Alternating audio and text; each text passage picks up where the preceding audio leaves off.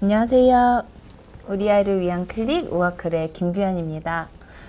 벌써 3월이 됐어요. 저는 늘 3월이 되면 아이들 학교를 새로 시작하고 왠지 저도 뭔가를 새로 시작해야 될 것 같은 그런 생각이 아직도 듭니다. 혹시 저같이 아직도 학생 때의 그런 습관이라든지 그런 생각을 가지고 계신 분들이 계실지 모르겠어요. 저는 아직도 막 굉장히 스트레스 받고 뭔가를 막 해야 되겠다고 생각이 되면 아직도 막 시험지를 다 못 채운 꿈을 꾸고 한 2개월 전에는 제가 답안지를 완전히 1번서부터 다 밀려 쓴 거를 선생님이 시험지 내라고 하는데 알게 돼서 그걸 막 허겁지겁 고치는데 선생님이 그걸 뺏어가고 막 이런 꿈을 꿨거든요. 그래서 정말 학생 때 그러한 좋은 기억과 설레는 기억뿐만이 아니라 여러 떨리는 기억들도 아직 40이 넘었지만 각인이 돼 있구나 이런 생각이 들었습니다. 크롱프렌즈님 안녕하세요. NN이님 안녕하세요. 오늘도 찾아와 주셔서 감사드립니다. 아이를 키우면서 참 많은 고민들이 있는 것 같아요. 근데 제가 저희 아이들을 키우면서 물론 아이들의 공부하는 거, 뭐 생활 습관 여러 가지를 고민을 많이 하지만 제가 되게 많이 고민을 하는 것 중에 하나가 바로 치아 문제입니다. 그래서 어떻게 보면 내가 부모로서의 나 이전에 내가 어렸을 때부터 힘들었던 나의 부분들을 우리 아이들을 생각을 하면서 그 부분을 어떻게 해야 되지에 대한 고민들이 저처럼 있지 않으실까 이런 생각이 들었습니다. 찐와인님 안녕하세요. 여기서 처음 뵙는 것 같으네요. 오늘은 제가 치아 이야기를 가지고 온 이유는 제가 요즘 저희 아이들 때문에 너무 좀 치아에 대한 부분들을 생각을 많이 하고 있고, 그리고 제가 그동안 의사를 하면서 그리고 또 친구들한테서 들었던 많은 이와 관련된 질문들이 있어서 이 부분들을 그냥 제가 질문 형식으로 좀 준비를 해왔고요. 정말 이 자리에 소아치과 선생님이라든지 교정하시는 선생님들을 너무너무 모시고 싶은데 왜 이렇게 제 주변에는 이렇게 테레비가 아니라 뭐라 그러죠? 이런 미디어에 나오는 거를 되게 부담스러워 하시는지 모르겠습니다. 그래서 최대한 제 인맥들을 빨리 꼬셔서 한번 이에 대해서 전문가도 조금 얘기할 수 있는 시간을 가졌으면 좋겠습니다. 저는 어렸을 때부터 굉장히 치아가 안 좋았던 기억이 있어요. 그래서 제가 6살부터 8살까지 미국에서 저희 아빠의 공부 때문에 살았었는데 아빠랑 같이 1층짜리 하얀색으로 된 소아 클리닉 치과에 갔던 기억이 나요. 그래서 꼭 거기서 이제 치료를 받고 나오면 뭐 작은 장난감 반지라든지 풍선을 하나씩 만들어서 줬던 기억이 있습니다. 그리고 한국에 와서 저도 계속 소아치과를 다니면서 이제 교정을 3학년인가부터 시작을 했던 것 같아요. 그래서 꼈다 뺐다 하는 그 교정을 하면서 뭐 친구 생일 파티 피자헛에 놀러 가서 휴지에 싸갖고 버렸다가 매니저 언니랑 피자 쓰레기통을 다 뒤집어서 교정을 찾고 이랬던 기억이 있는데요. 저를 닮아서 저희 아이들이 치과를 굉장히 자주 갑니다. 그래서 제가 세브란스 병원에 다닐 때 저희 아이들이 치과를 다녔어서 그런지 아직도 저희는 연세대학교 치과대학병원 소아치과에 다니고 있어요. 근데 혹시 동네 소아과 말고 뭔가 대학병원을 가시고 싶으시다 하시면 제가 알기로는 연세대학교 치과대학병원은 2차 병원으로 지금 되어 있어서 뭐 소견서라든지 이런 게 필요 없다라고 이야기를 듣기는 했었거든요. 그래서 한번 가실 분들을 알아보시고 가셔도 좋을 것 같습니다. 그래서 저는 이지호 교수님께 저희 두 아이들의 충치 치료를 맡기고 있는데 정말 너무너무 좋으시고 아이들을 다루는 기술이 역시 다르시구나 이런 생각이 들었습니다. 여러분들도 치과 생각하면 그 특유의 그 치과 냄새와 그 소리 그리고 신경치료를 할 때 그 찌릿찌릿한 그 경험을 혹시 떠올리실 수 있을지 모르겠어요. 그래서 제가 이 주제를 준비하는 내내 치과 냄새가 계속 제 머리에서 떠올랐던 기억이 납니다. 이제 엄마들이 가장 먼저 물어보는 게 있어요. 우리 아이가 이가 언제부터 나나요? 이걸 가장 궁금해 하시죠. 일부의 아이들 굉장히 극히 드물기는 하지만 태어날 때부터 치아를 가지고 나오는 친구들이 있습니다. 그래서 그런 친구들은 나중에 문제가 되느냐? 꼭 그렇지는 않지만 어쨌든 아이들이 밤에도 수유를 하고 어렸을 때는 조금 컸을 때보다 신생아기 특히 이때는 치아를 관리하기가 쉽지가 않기 때문에 어렸을 때부터 치아가 빨리 나온 아이들은 아무래도 조금 잘 썩기도 하고 특히 모유 수유를 하시는 경우에서는 아이가 이가 벌써부터 있기 때문에 좀 많은 어려움을 이야기하시기도 합니다. 아이들마다 치아가 나오는 시기는 굉장히 편차가 있습니다. 그래서 저희가 보통은 치아가 만 6개월부터 나온다라고 이야기를 하고 있죠. 그래서 아이가 몇 개월 됐는지 만으로 몇 개월인지 빼기 6을 하면 기본적인 아이의 치아 개수가 나오기는 합니다. 하지만 아까도 제가 말씀드렸다시피 치아가 나오는 속도는 아이들마다 제각기 다릅니다. 그래서 저희 두 아이들 같은 경우에는 제가 굉장히 자주 얘기하지만 3개월 때 100일 즈음 돼가지고 치아가 다 나기 시작했어요. 그래서 너무 놀랐었는데 저희 남편이 치아가 좀 빨리 났었다 그러더라고요. 그래서 이런 것들도 약간 유전적인 경향이 있는지 저희 아이 둘 다 100일 즈음에 앞니가 나기 시작을 했습니다. 이가 나고 보니까 잇몸과 이를 관리하는 게 생각보다 쉽지가 않더라고요. 그래서 제가 맨 마지막에 어떻게 아이들 치아 관리를 제가 해왔는지, 물론 저 아이들은 치아 우식증이라고 하는 충치가 모두 있기 때문에 아주 정설은 아니지만 그래도 저와 함께 또 어떻게 엄마들은 관리를 하는지 다른 엄마들은 한번 이야기를 들어보셔도 좋을 것 같아요. 치아는 보통 저희가 이제 6개월부터 난다라고 이야기를 하지만 빠른 친구들은 아예 태어날 때부터 또는 저희 아이들처럼 3개월, 6개월이 되기 전부터 나오는 친구가 있고 반대로 7개월, 8개월이 돼도 치아가 나지 않는 친구들이 있습니다. 그래서 각각의 스케줄에 따라서 조금씩 다르기 때문에 너무 걱정하지 말고 조금 지켜보셨으면 좋겠는데요. 만약의 경우에 아이가 돌이 지나더라도 밑에 이 두 개가 밑에서 치아가 올라오는 기미가 보이지 않는다. 보통 아이들이 이가 나기 시작을 하면 나타나는 증상들이 있어요. 굉장히 보챈다거나 아니면 침을 좀 흘리기 시작한다든지 아니면 모유 수유를 하거나 이제 수유를 할 때 그 입에 물고 있는 그 꼭지를 굉장히 막 질겅질겅 씹어서 이제 그 뭐라 그러죠? 분유 주는 젖꼭지도 막 자주 갈고 그럴 일들이 있는데요. 어쨌든 아이들이 이가 굉장히 가려워하기도 하고 이것을 잘 표현을 하지 못해서 잘 보채기도 하고 그리고 뭐 일부에서는 열이 난다라고도 이야기를 하는데 약간의 미열 정도는 있을 수는 있지만 절대로 치아가 난다고 해서 38도 이상의 고열이 나지는 않습니다. 그래서 만약에 아이가 열이 있는데 치아가 날 즈음이라서 그래 라고 생각은 안 하셨으면 좋겠고 어떠한 열의 원인을 찾으시는 게 굉장히 중요할 것 같습니다. 그래서 다시 돌이 지나도 치아가 만약에 나오지 않는다면 반드시 치과를 빨리 가보실 것을 저희가 말씀을 드립니다. 노네임님 사랑니 4개, 영구치 4개 발치하셨어요? 저도 사랑니 4개는 고등학교 때 발치했던 기억이 납니다. 고수진님 기다려주셔서 감사합니다. 오늘 좋은 내용이 됐으면 좋겠는데요. 이거는 미국의 소아치과 학회에서 가지고 온 그림이에요. 그래서 보시면 아이의 이가 언제 나기 시작하는지 그리고 이제 영구치가 언제 나오기 시작을 하는지 이렇게 써 있습니다. 그래서 여기 보시면 요거는 나오는 시기, 요거는 빠지는 시기, 그리고 여기는 영구치가 다시 나는 시기입니다. 여기 밑에는 아래 치아고 위에는 위의 치아입니다. 그래서 여기 보시면은 앞에 있는 아래의 앞에 앞니가 6개월에서 10개월 사이에 나게 돼 있고 보시면 난 순서대로 빠지는 순서도 대략적으로 비슷하게 가는 것을 보실 수가 있습니다.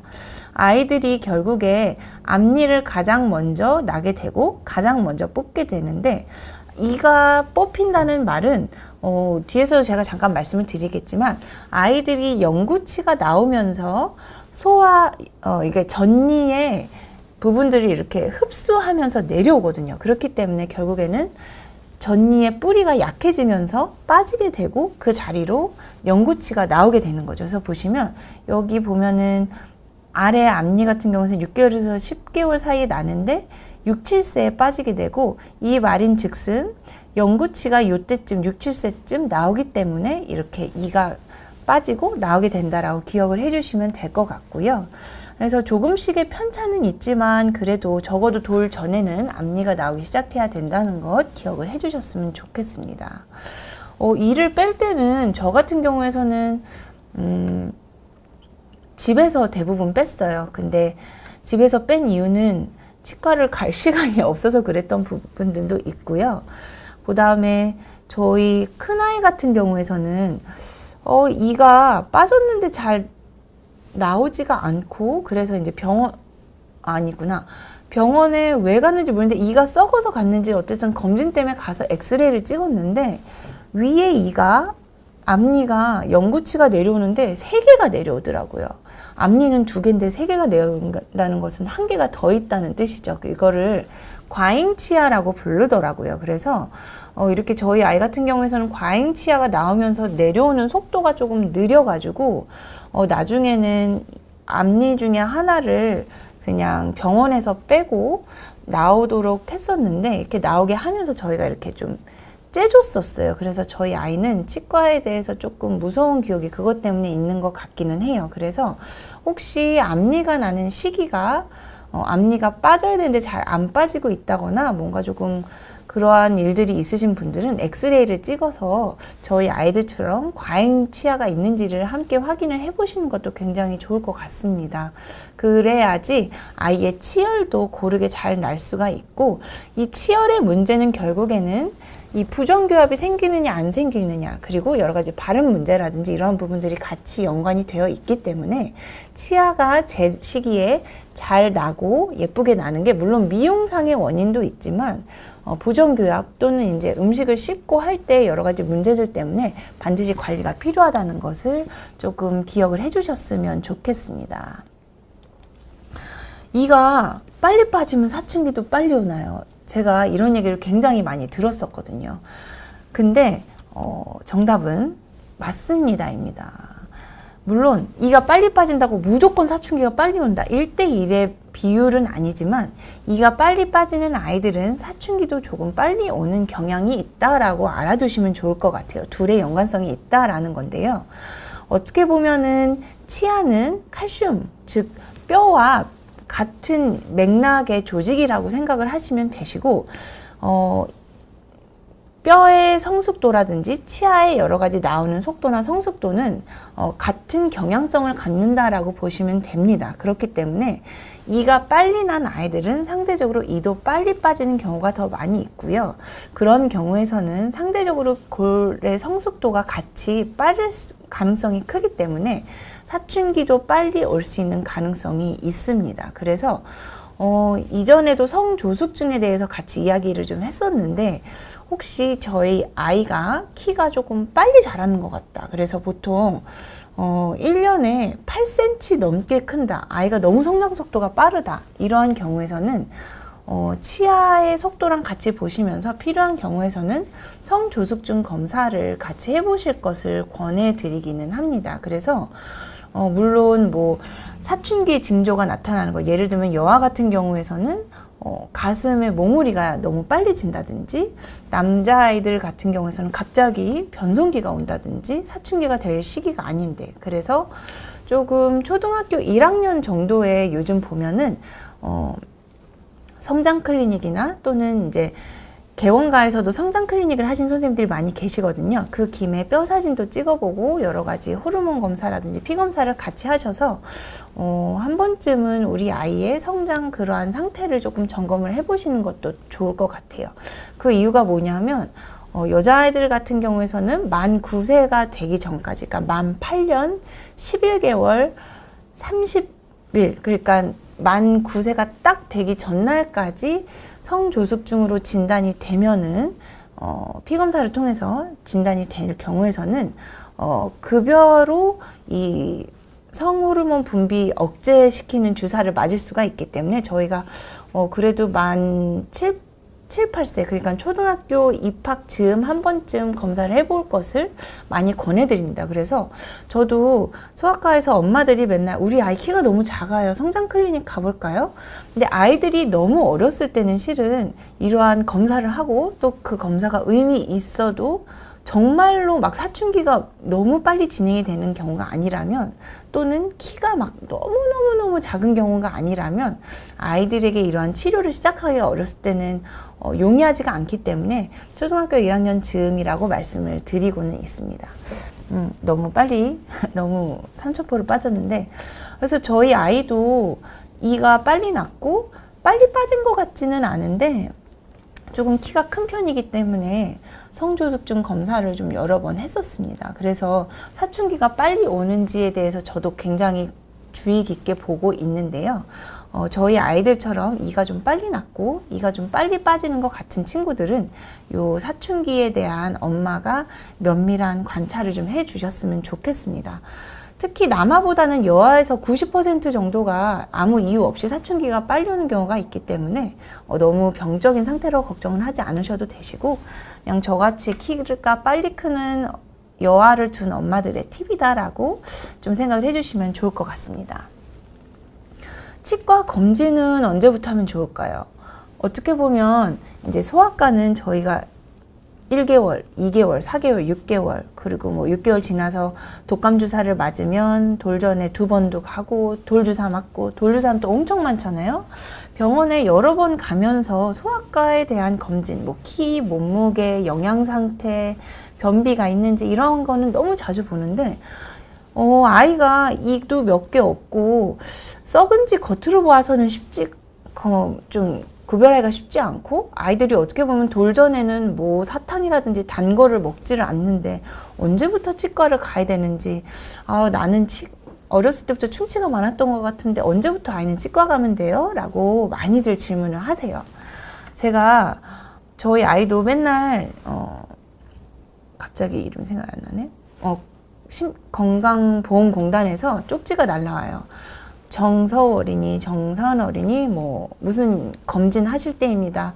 언제까지 맞춰주세요. 계속 쪽지가 오는데, 저희가 치과 선생님들 말씀을 빌면 만 2세 정도가 지나면 정기적으로 치아 검진을 해주는 게 좋다라고 말씀을 하십니다.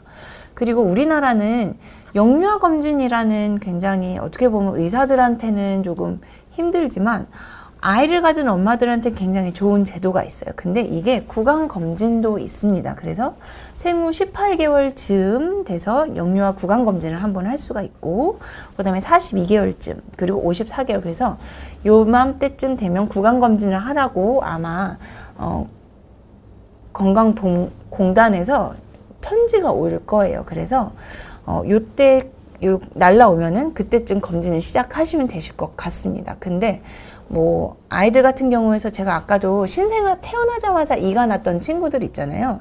이러한 친구들은 치아가 빨리 썩을 확률이 더 있기 때문에 조금 더 18개월이 되자마자 좀 면밀히 아이들을 병원에 데려가 주시면 좋을 것 같고, 아이가 태어나자마자 치아가 났다고 그래서 특별히 뽑지는 않거든요. 그래서 관리를 잘 해주시면 좋을 것 같습니다. 이은혜님, 남아를 데리고 있으신데 이가 너무 빨리 나고 빠지셨다고요? 슬퍼하실 필요는 없습니다. 이게 너무 빨리 빠졌다고 사춘기가 반드시 100% 빨리 온다는 아니고 조금 그런 경향성이 있다라고 할 수가 있기 때문에 운동을 많이 시키시고요. 살이 너무 빨리 찌지 않도록 이런 관리를 좀 생활 습관적으로 해주시면 좋을 것 같습니다. 우리 아이 이가 많이 노란 것 같아요. 저 같은 경우에는 커피를 정말 달고 살거든요. 그래서 제 친구들이 저한테 제발 커피를 줄이라 그래서 요즘 5잔에서 3잔으로 줄이긴 했는데, 보통 아침에 몰아서 2-3잔을 마십니다. 그리고 오늘은 제가 7시에 말을 많이 하기 때문에 비욘디 스튜디오 오면은 밖에서 기다릴 때 꼭 디카페인 커피를 한 잔 마셔요. 그래서 그런지 저도 이가 아주 새하얗지는 않는데 저희 아이들도 가끔 가다가 이가 노랗다고 생각이 될 때가 있어요. 그래서 왜 이렇게 이가 노란지 생각이 드는데, 생각보다 주변에서 야, 우리 애 이가 너무 노래, 이거 문제 있는 거야? 라고 얘기를 저한테 친구들이 많이 합니다. 그래서 이 부분에 대해서 제가 같이 공부를 좀 해봤는데 재미난 것은 유치가 성인의 치아보다 성치보다 더 하얗다라고 그래요. 원래는. 그 이유는 유치가 성인의 치아에 비해서 상대적으로 칼슘 침착이 더 많이 돼 있기 때문에 더 이가 상대적으로 하얗게 보인다라고 합니다. 근데 우리 아이 이는 커피를 마시는 저보다도 더 노른 것 같아요.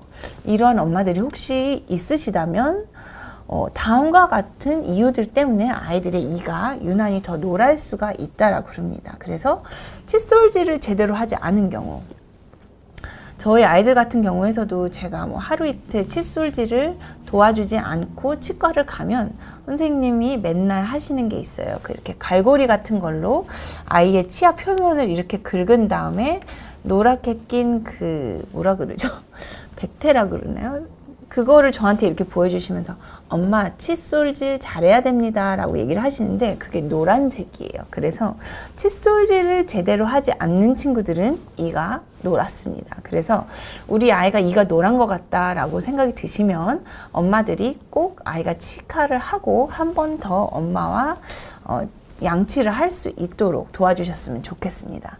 둘째로 요즘 엄마들이 영양제에 대한 관심이 굉장히 높습니다. 그래서 우아클 제 채널에도 보면은 되게 상위 몇 개의 영상 중에 하나가 우리 아이의 영양제예요. 그리고 실제로 한동안 영양제에 대해서 질문을 굉장히 많이 해주셨었는데요. 저도 영양제를 가끔 가다가 몇 개를 사보고 아이들에게 적극적으로 먹이지는 않지만 집에 조금 쌓여 있기는 한데요. 아이들에게 철분을 많이 주시는 경우라거나 비타민 등을 조금 많이 챙겨서 먹이시는 경우, 특히 비타민 C는 노란색이잖아요. 그래서 비타민 제제 이러한 영양제들을 많이 복용하는 친구들의 일부에서도 이가 착색이 될 수가 있다라고 합니다. 그렇기 때문에 혹시 이렇게 영양제를 먹는 친구들 같은 경우에서는 이렇게 양치를 하실 때 엄마가 조금 더 많이 도와주셔서 착색이 되지 않도록 해주셨으면 더 좋을 것 같고요. 불소에 관호출이 있는 경우에서도 그렇다고 합니다. 그래서 저희가 통상적으로 아이들이 양치를 할 때 치약을 어느 정도 짜야 되느냐라고 하면 완두콩알 정도, 그래서 굉장히 작게 짜주시면 되는데 요즘 이제 불소가 들어있는 치약들을 아이들이 자기가 한다고 굉장히 쭉 짜서 많이 짜고 장난을 치면서 치약을 가지고 뭐 먹는다거나 하면서 불소가 아이들에게 관호출이 되는 경우가 가끔 있습니다. 그래서 그런 경우에서도 치아의 색깔이 노랗게 될 수가 있다라고 하니까 이러한 부분도 엄마들이 많이 관리를 해주시고 제가 뒤에서 불소의 치약에 대해서 얘기가 나오니까 그때 한 번 더 말씀을 드리도록 할게요. 어쨌든 우리 아이들이 치약을 사용을 할 때는 반드시 완두콩알보다도 조금 적게, 그래서 굉장히 소량으로도 충분하게 세정 효과가 있기 때문에 많이 짠다고 해서 좋은 게 아니라는 것 기억을 해주셨으면 좋겠습니다. 이 문제도 제가 저희 아이들 때문에 굉장히 많이 고민을 하고 있는데 교정은 언제부터 할 수 있을까요? 요즘 아이들이 두상이 굉장히 많이 작아졌습니다. 두상이 작아지면서 이 턱 관절도 같이 작아졌고요. 턱 관절이 작아지면서 아이의 치아가 설 자리가 모자라면서 상대적으로 저희 때보다 아이들이 교정을 하는 아이들이 많아진 것 같아요. 저희 아이들 같은 경우에서도 특히 우리 첫째는 과잉 치아 때문에 조금 치열이 안 예쁘게 되면서 교정을 작년 여름부터 시작을 했는데요. 아이들의 치열이 고르지 않다고 그래서 너무 어렸을 때부터 교정을 할 수는 없습니다. 그래서 대한치과교정학회라든지 또 미국의 교정협회에서도 만 7세 정도부터 교정치료를 위해서 교정과를 갈 수 있다라고 합니다. 너무 일찍 가봤자 해도 어쨌든 영구치가 나오기 시작을 하면서 교정을 좀 해주는 부분들이 있기 때문에 만 7세 즈음 교정과를 방문을 해주시면 아마도 아이의 향후 계획이라든지 향후에 필요할지 이러한 부분들을 상담을 하실 수가 있을 것 같아요. 그래서 죄송합니다.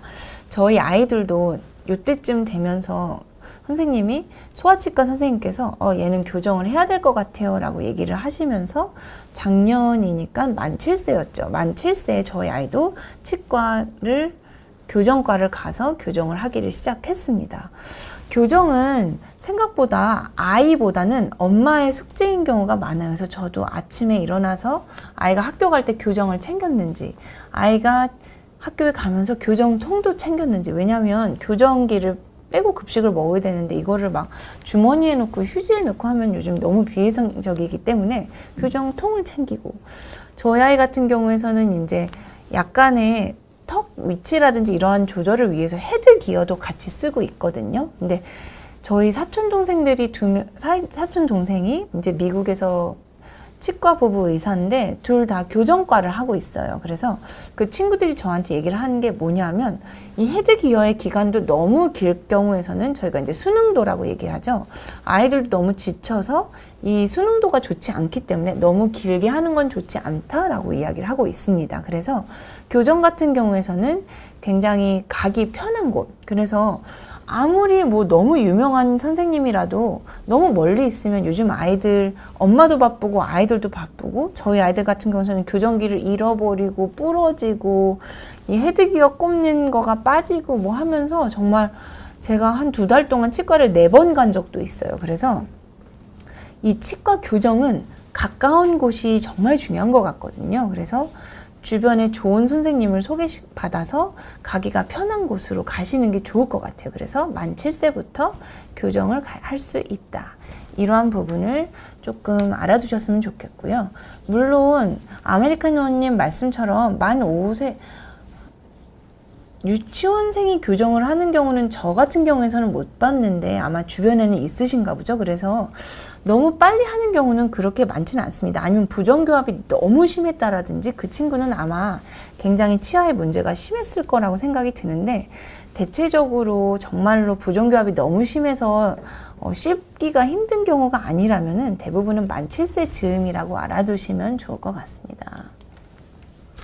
충치도 유전이 되나요? 예, 저 같은 경우에서는 제가 충치로 굉장히 고생을 많이 했는데, 제가 기억나는 게 미국에서 수술도 했었어요. 그래서 전신 마취를 하고 충치 치료를 했던 기억이 있는데, 저희 아이들도 충치가 어렸을 때부터 좀 빨리 생겼고 잘 생겼습니다. 근데 저희 남편은 치아가 굉장히 건치거든요. 근데 치과 선생님께서 저한테 하시는 말씀이, 충치가 유전이 된다기보다는 치아 건강은 안 좋은 부모를 따라가는 경우가 많이 있습니다 라고 말씀을 주시더라고요. 근데 충치는 유전이 되는 게 아니라 없는다 라고 이야기를 합니다. 충치의 균이 이제 무탄스균이라고 많이 들어보셨죠? 그래서 이제 자우림의 그 여자분, 갑자기 성함이 생각이 안 나는데, 그 여자분 남편분이 치과 의사시잖아요. 그래서 이제 텔레비에 나오셔서 아이들의 구강은 무균 상태다, 뽀뽀하지 말아라, 이 얘기를 하셨는데, 이 무탄스균은 참 재미난 게 6개월서부터 6개월 이전에는 잘 우리 몸에 이제 뭐라 그러죠? 잘 자리 잡지를 못하고 18개월에서 30개월 즈음 이때가 엄청나게 잘 우리 몸에 들어오고 잘 번식을 한다라고 합니다.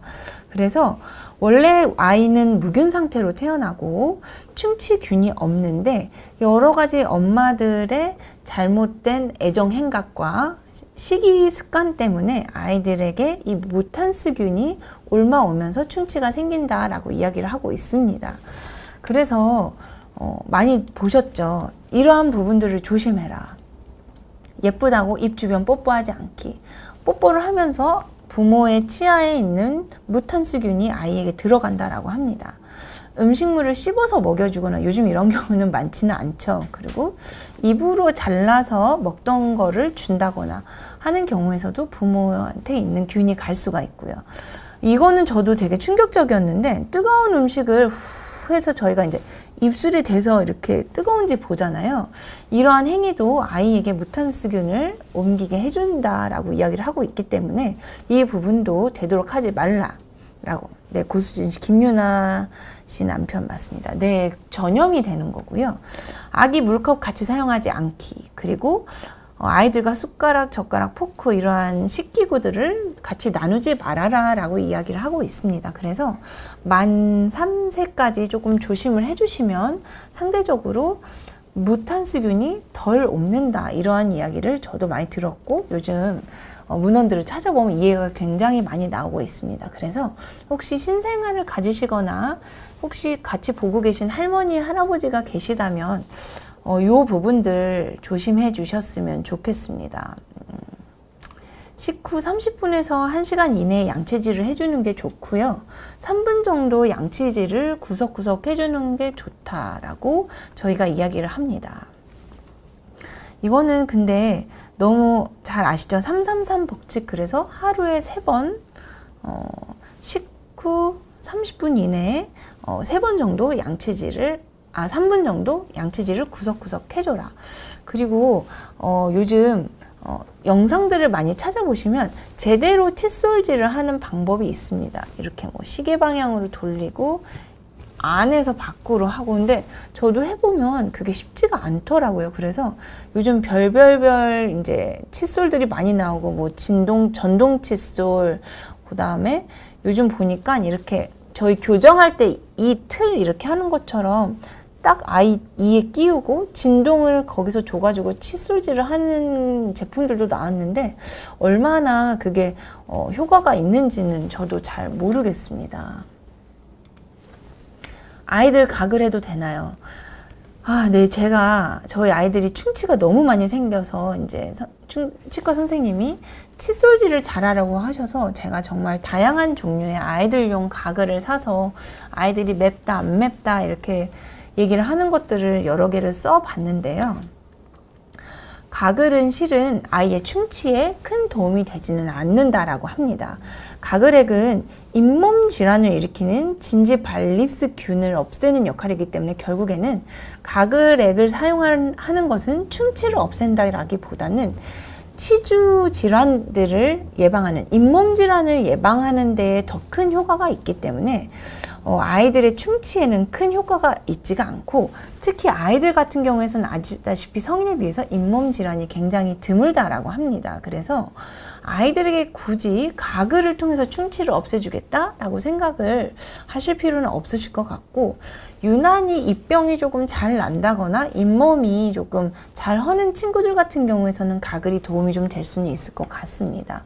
오히려 충치 치료를 생각을 하신다면 가글액을 사용을 하신다기보다는 불소가 함유된 아이들용 치약을 잘 사용을 해주셨으면 좋겠고, 제가 이제 저도 육아는 아이템빨이라고 믿는 엄마들 중에 하나이기 때문에 여러 가지 아이템들을 뭐 인터넷에서 맘카페도 봐보고, 또 요즘은 이제 예를 들면 치과 선생님들이 개발을 했다는 치약, 칫솔 뭐 이런 것도 있잖아요. 여러 가지를 봤는데 결국 소아치과 교수님께서 저한테 하신 말씀은 치약을 뭘 쓰느냐가 중요하다기보다는 칫솔질을 어떻게 하느냐가 훨씬 더 중요하다라는 말씀을 하셨습니다. 윤희님 맞습니다. 칫솔질과 치간 사이에 음식이 끼지 않도록 치실을 잘 해주는 게 충치를 예방하는데 오히려 더 중요하다라는 부분이거든요. 그래서 이 부분을 저랑 같이 생각을 해주셨으면 좋겠고, 제가 또 어디서 읽은 기억이 나는데 가글을 과하게 많이 사용을 했을 경우에서는 오히려 입안에 있는 건강하고 정상적인 구내 상재균들도 같이 조금 영향을 받을 수가 있기 때문에 아이들이 너무 가글을 많이 한다거나 일찍부터 할 필요는 굳이 없다라는 이야기를 제가 어디서 읽은 적이 있습니다. 불소가 들어있는 치약은 언제부터 쓰면 좋을까요?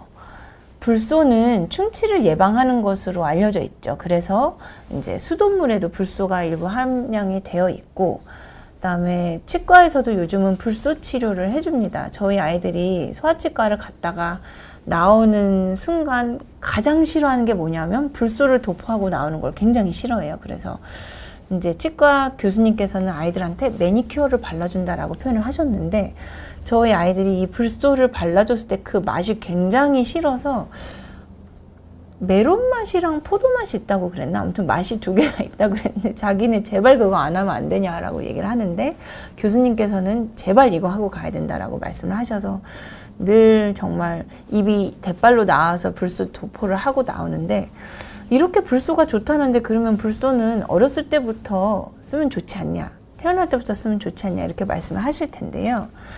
불소는 너무 많이 노출이 됐을 경우에서는 배탈을 일으킬 수도 있고 여러 가지 다른 문제들이 일어날 수가 있기 때문에 제가 여기서도 강조를 하지만 만 2세까지는 굳이 치약을 쓸 필요 없다. 치약보다는 칫솔질이 더 중요하다. 하지만 저 불소 치약을 사용할 수 있는 나이는 어쨌든 이 불소를 뱉을 수가 있어야 되거든요, 아이들이. 그렇기 때문에 저희가 이게 되게 재밌는 게 침을 뱉을 수 있는 나이, 그 다음에 가래를 뱉을 수 있는 나이, 이러한 게 있어요. 그래서 아이가 침을 뱉을 수 있는 나이는 만 3세 이상입니다. 그래서 보통 저희가 대략적으로 아이들마다 물론 너무 발달이 빠른 아이들은 만 2세 중반에도 뭐 침을 뱉을 수는 있겠지만 저희가 만 3세 정도라고 얘기를 하고 만 3세 이상에서부터 저불소 치약을 사용을 하게 됩니다. 그래서 만 3세 이상부터는 저불소 치약을 사용을 해주시고요.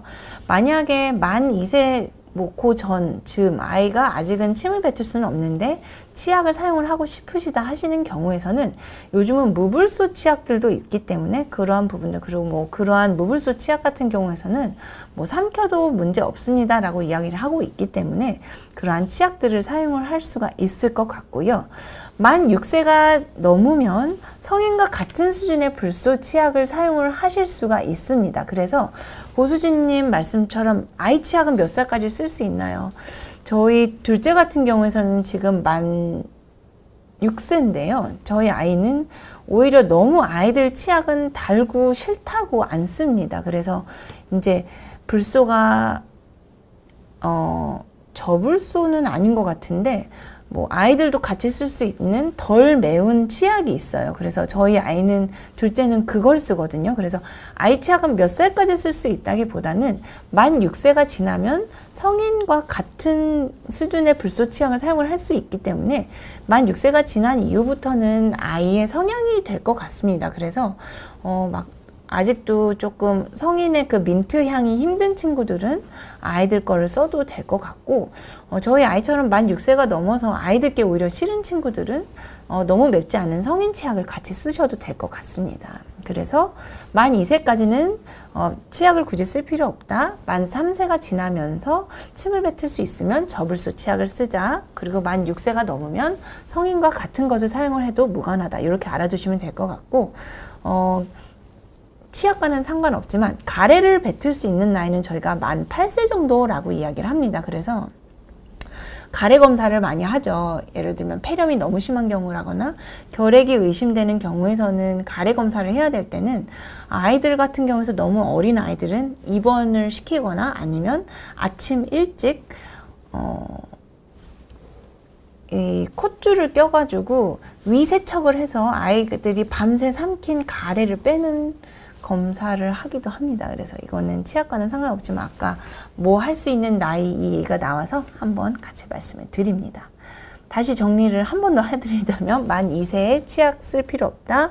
만 3세에 저불소 치약, 만 6세부터 성인 치약 이렇게 알아두시면 될 것 같습니다. 아까 윤희님이 치실 말씀을 해주셨는데요. 아이들도 치실을 써도 좋은가요?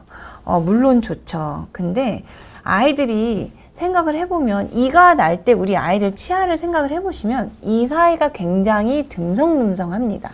치실을 쓰는 이유는 이 사이가 너무 가까워서 음식물이 끼기 때문에 그걸 빼주려고 치실을 쓰는 거거든요. 그래서 이 아이가 이 사이가 너무 넓어서 굳이 음식이 안 낀다 이런 경우에서는 치실을 안 쓰셔도 됩니다. 근데 보통 저희가 이가 촘촘히 나기 시작을 하면서 이들이 점점 붙은 나이가 만 2세에서 6세 사이예요. 그래서 이때부터 치실을 사용을 하시면 좋을 것 같고 아이들이 긴 치실을 끊어서 이렇게 혼자 하기가 힘들고 저도 그런 성인 치실을 아이들한테 사용을 해보니까 잘 쓰기가 쉽지가 않더라고요. 그래서 요즘은 이렇게 치실이 이렇게 뭐라고 그러죠? 이렇게 막대기에 연결이 돼 있어서 이렇게 막대기로 해줄 수 있는 거가 나오고 또 그 아이들용으로 나온 것들도 있더라고요. 그래서 그러한 것들을 사용을 하셔도 도움이 되실 것 같고 근데 그거는 너무 해프기 때문에 저 같은 경우에서는 이제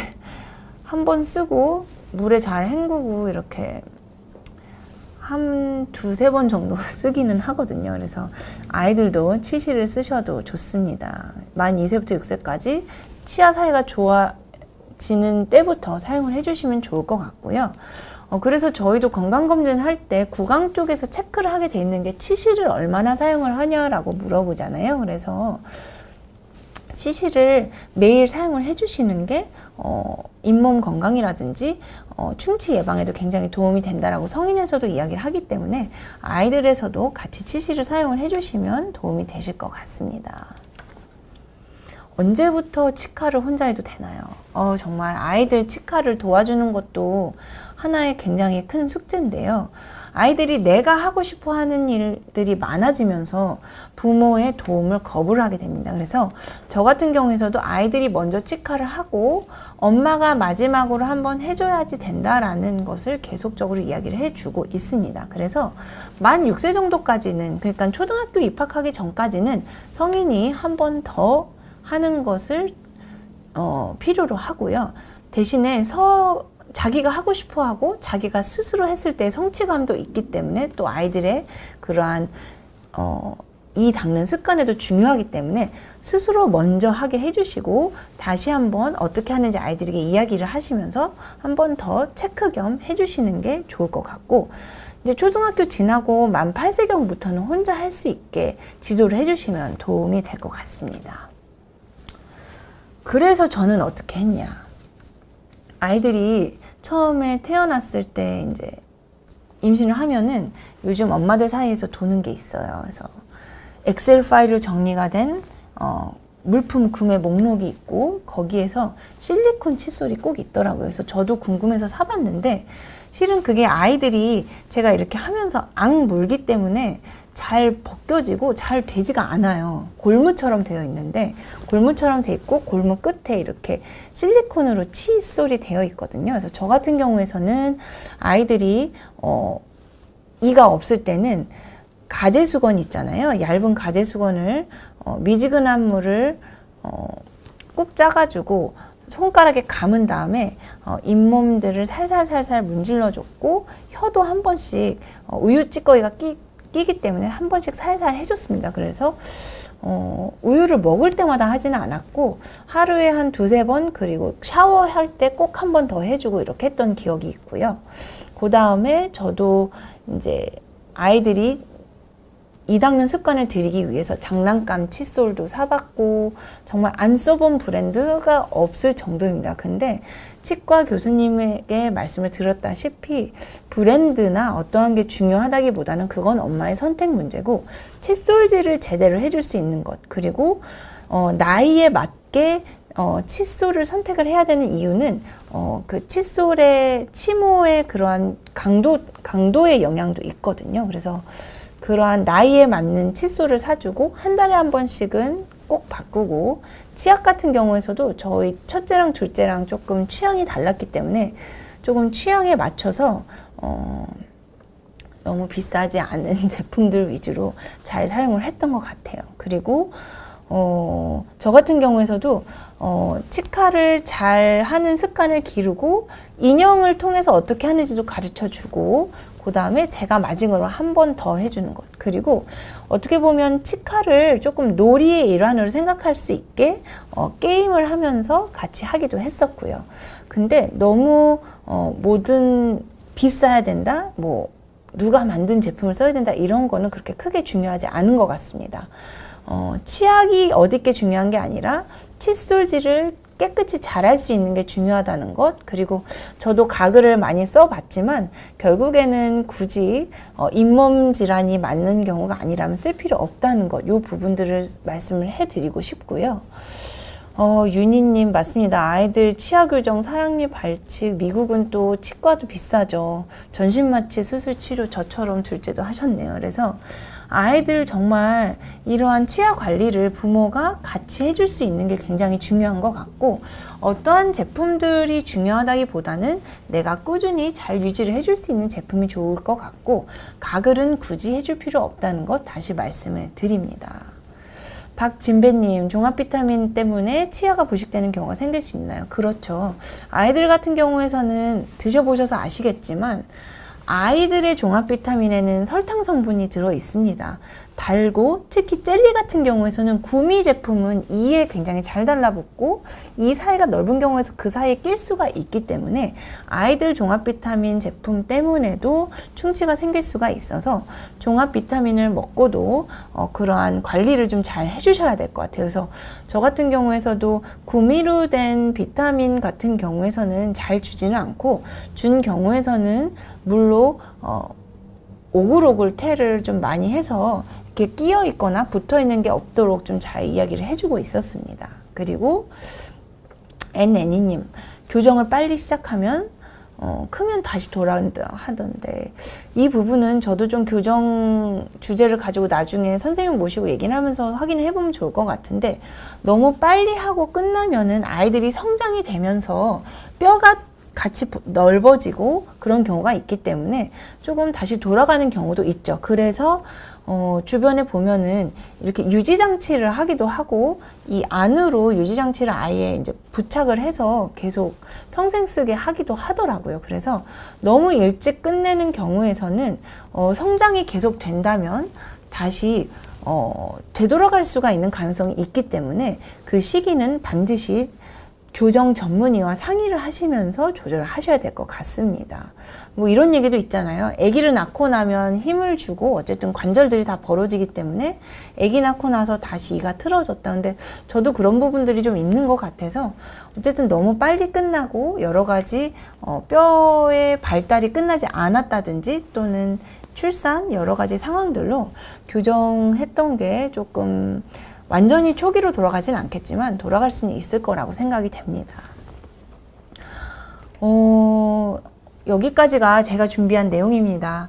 아이들의 치아는 정말 성인만큼 어려운 것 같아요. 그리고 어떻게 보면 아이들은 통증이라든지 이런 것들을 잘 표현할 줄 모르고 또 다른 음식들은 좋아하기 때문에 요즘 들어서 치아 관리의 중요성이 더 커지는 것 같습니다. 제가 오복 중에 치아의 건강이 들어가는지를 찾아봤는데 그렇지 않더라고요. 오복 중에 신체가 건강한 게 들어있는데 신체가 건강한 것 중에서 치아가 중요하기 때문에 오복에 치아의 복이 있다라고 이야기를 하는 것 같아서 어쨌든 그만큼 치아의 건강은 어렸을 때부터 챙기는 게 중요하다는 것 기억을 해주셨으면 좋겠습니다.